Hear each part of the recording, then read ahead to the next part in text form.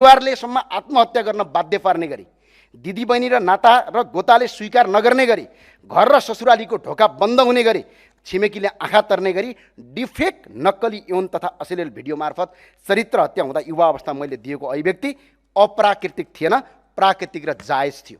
तर त्यसबाट मेरा शुभचिन्तकहरूमा पर्न गएको असरप्रति म क्षमा प्राप्ति छु।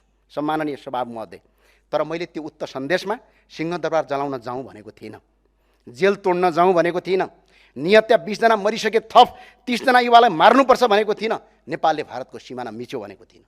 मैले त नेपालको संवैधानिक निकाय राष्ट्रिय मानवाधिकार आयोगले प्रमाणित गरी सरकारलाई बुझाएको प्रतिनिधिको जुन कुरा बोलेको हुँ, त्यसैले मेरो प्रयोग गरेका शब्दहरू जायज, यथार्थ र प्रमाणित विषयमा आधारित हुन्।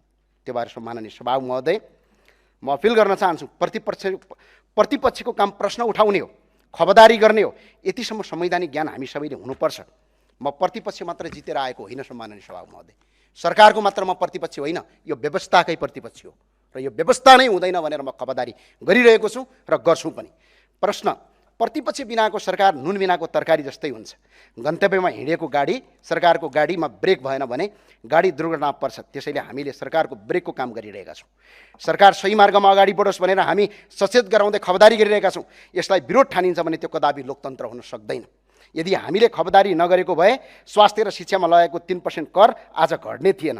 हामी अझै खबरदारी गर्छौँ। बिजुलीमा लगाएको मूल्य अवधि कर र लासमाथि लगाएको कर फिर्ता गर सरकार भन्छु। प्रतिपक्ष बिनाको सरकार कस्तो हुन्छ भनेर यदि हेर्न मन छ भने युक्रेनको सरकार हेरे हुन्छ। युक्रेनका राष्ट्रपति जेलेन्स्की पनि जनताबाट निर्वाचित भएर आएका हुन्। जर्मनीका तानाशाह हिटलर पनि जनताबाट निर्वाचित भएर आएका हुन्।